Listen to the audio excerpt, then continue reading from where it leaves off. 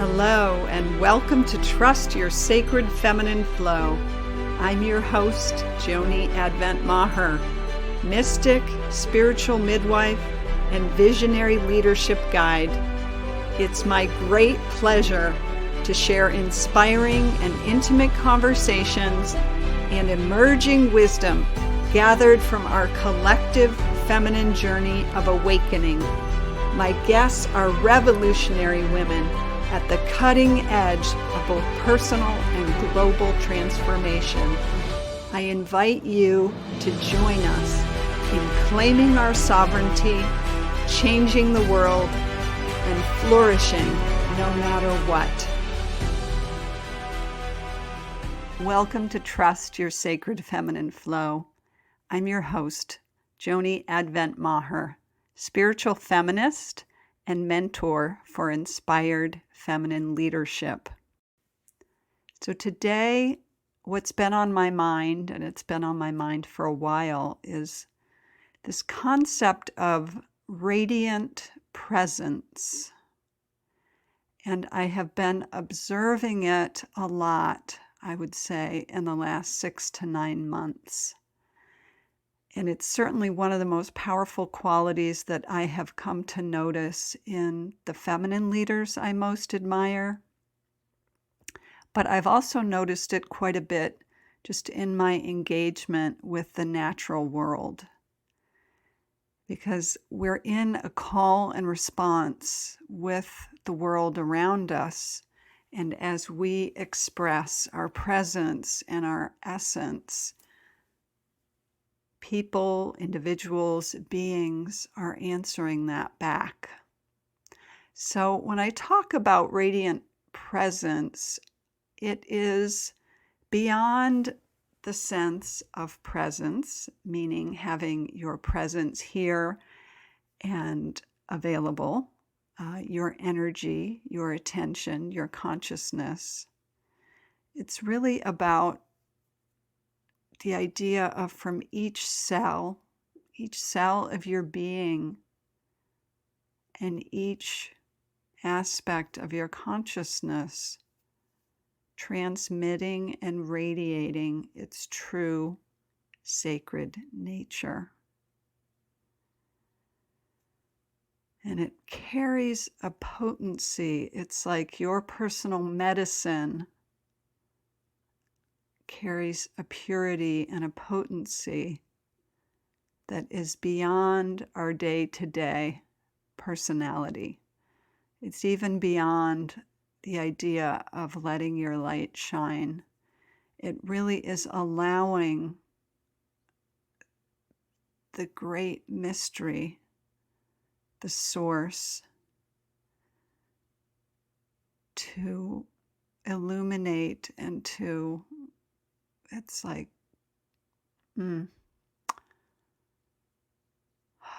sometimes it's a difficult topic to talk about, but it's almost like each little cell and the space between your cells waking up and shaking off the dust and revealing itself in its illuminated state.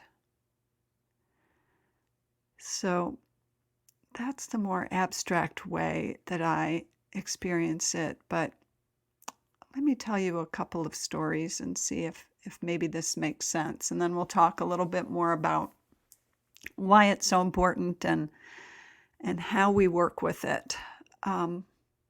So really my experience with this started last summer, where I would be out taking walks in the natural world, and certainly in an open and expanded state, and appreciating the world around me, appreciating the beauty that I was seeing.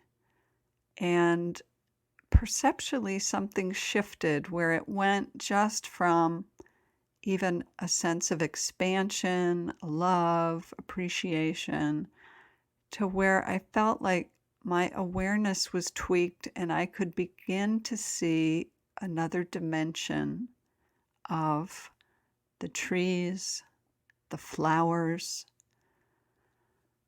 the birds, the water. It was like it came alive in a new way that just took my breath away. And then, not that long ago in February, I was at a Woman Speak training in Sedona with Casey Baker and 21 other women. And we were there on our first night in this beautiful yoga studio, sitting on the oak floors.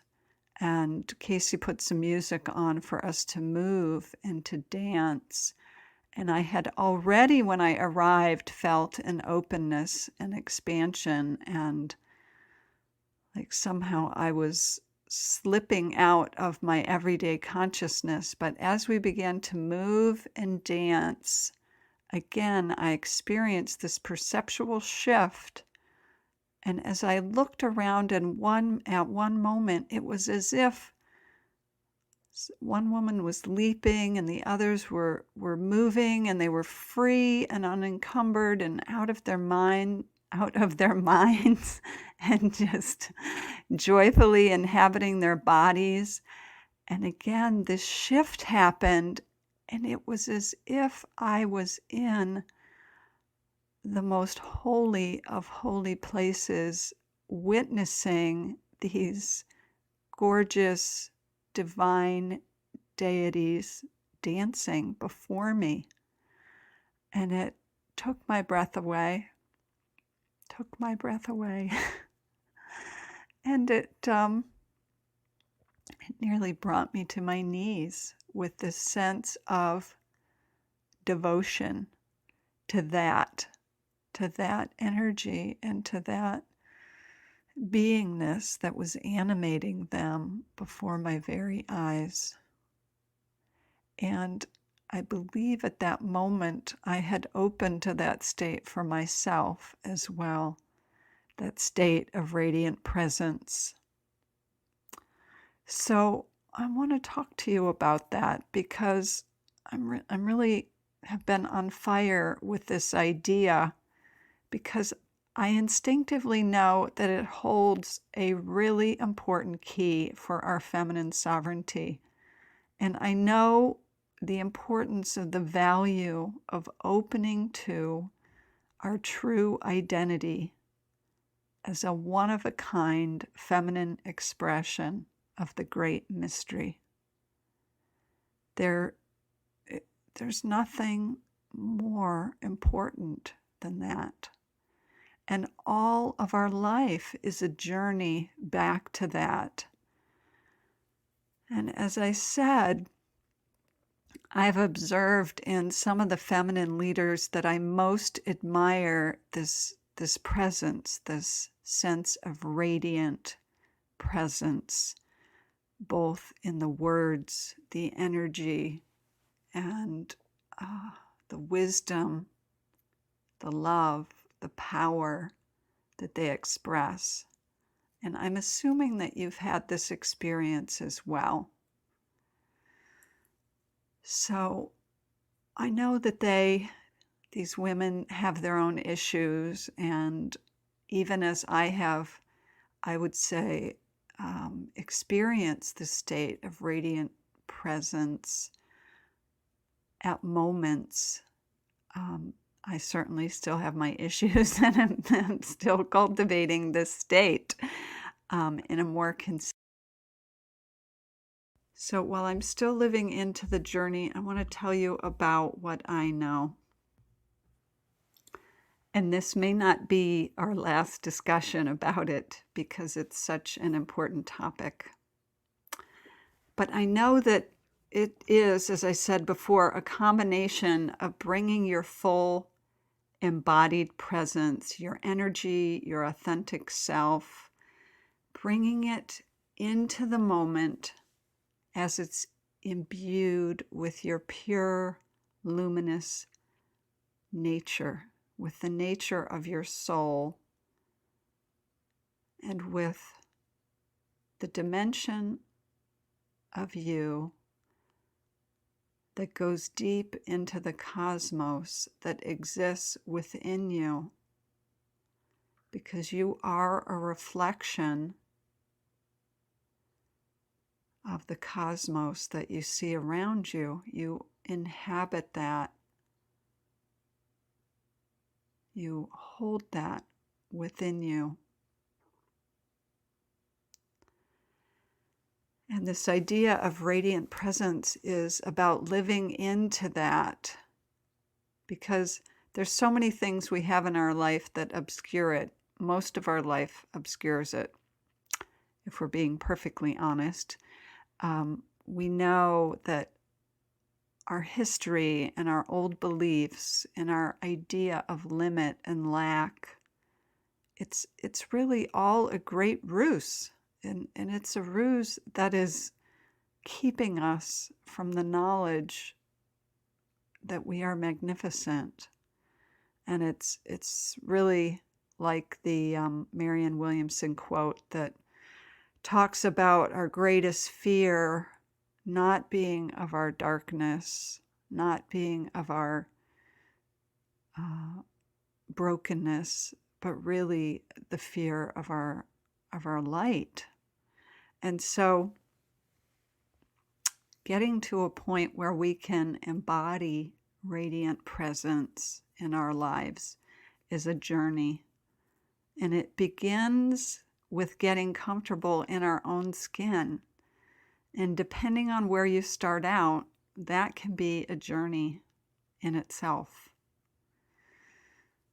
And as we begin to release those old ideas that make it difficult for us to get comfortable in our own skin, those lies that our inner critic or inner mean girl tell us, those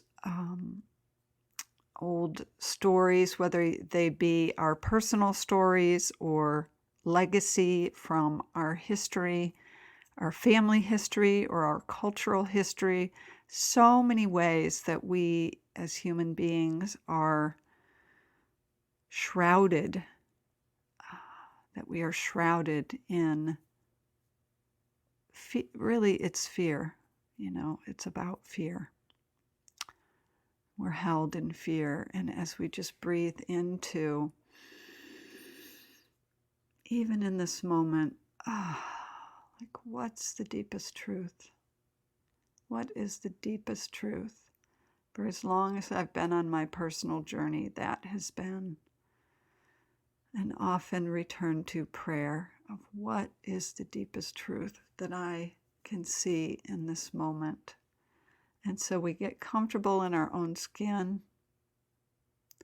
And as we do that, we can start to open ourselves to other people and to life.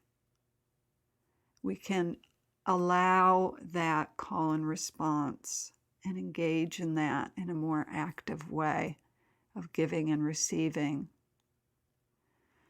And that's when we get to allowing ourselves to be seen, to risk being visible and making contact. And that too can be quite a journey. Because if you're anything like me, you learned really well how to be invisible, or how to be like a chameleon, so that you would please whoever you were with, and you would be who they wanted you to be. So this journey back to reclaiming yourself, your authentic self, with all her idiosyncrasies and all her magnificence, is a big part of the journey as well. And then that idea of connecting and making contact with others and feeling an ease with that and a sense of safety. And that too can be a journey, depending on your early relationships and how well you were received, or if you were received, or if you were seen. So all things to consider. And then another aspect of this that I have come to see is this idea of recognizing your value, recognizing that who you are and what you have to offer is a gift. It's a gift the world needs. It's a gift your world needs. And as you begin to anchor in that or ground in that, it becomes easier to spontaneously give from that place. And what I've come to notice is this generosity of spirit that expresses. It's just like the flower in full bloom that is perfuming the air around it. And there are times when we are so filled with ourselves in the best possible way, when that's precisely what we're doing. We're just exuding our essence into life. So, and then the next dimension of that, as I said, is really that remembering and recognizing and allowing your deepest essence, your deepest nature, your connection with all that is to be expressed through your being, to emit and transmit your version of the light, your unique version of the light. And the reason that I bring this up and why I think it's so important is because recognizing our sacred nature and recognizing our divinity makes everything else easier. And anywhere along this journey that I just described, we can open to that state. And certainly if you may have read or heard of people's experiences where they go from a place of great suffering and have an awakening to their true nature. And while you may not have full-blown awakening consistently all the time, I certainly know for myself that I have those moments and those glimmers of being in that state and expressing that state, and then returning to my more limited human perspective, consciousness, that to the extent that we keep affirming and reminding and engaging in practices that ground us in our true essential nature, it creates so much more ease in our own journey when the pain or the hardships of life come along. And as we move through any of those stages that I outlined, it just makes it so much easier. And I want that for you. I want that for all of us. All of us. So today I'm sitting here and I'm staring out into my forest from the second floor. So I'm like mid tree level, and I can see just this beautiful sculpture garden of trees with all these emerald green leaves, and they're being gently swayed and caressed by the breath of the air. And I see that like each of us, each leaf, like one of us, and some of us are in the light. The sun is shining brightly and illuminating, and we feel warm, and others are obscured and in the darkness of the shade. But we're all on these great trees of life. And we're all being affected by the world around us and by our source.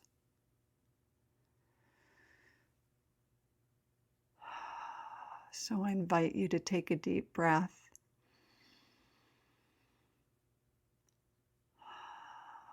Take a deep breath into your essence. And even if it feels like a foreign concept, just to open yourself and be curious to this idea that you are as vast and magnificent as the cosmos, that within your own being that exists. And then the next time you gaze in the mirror, I want you to remember that you're looking at one who deserves reverence. And I want you to look deep into your eyes and see the divine gazing back.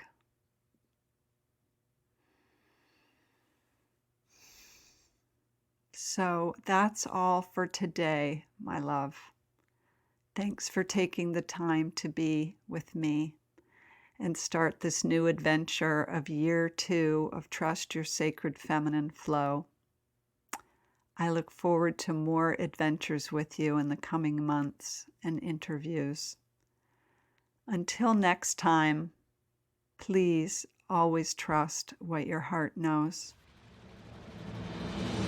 Thanks for listening to Trust Your Sacred Feminine Flow. If you enjoyed this episode, please share it with a friend and be sure to subscribe, rate, and review wherever you get your podcasts. And visit theradianceequation.com to receive your copy of The Radiance Equation, a visionary's guide to coming out of hiding, owning your wisdom, and creating your greatest impact.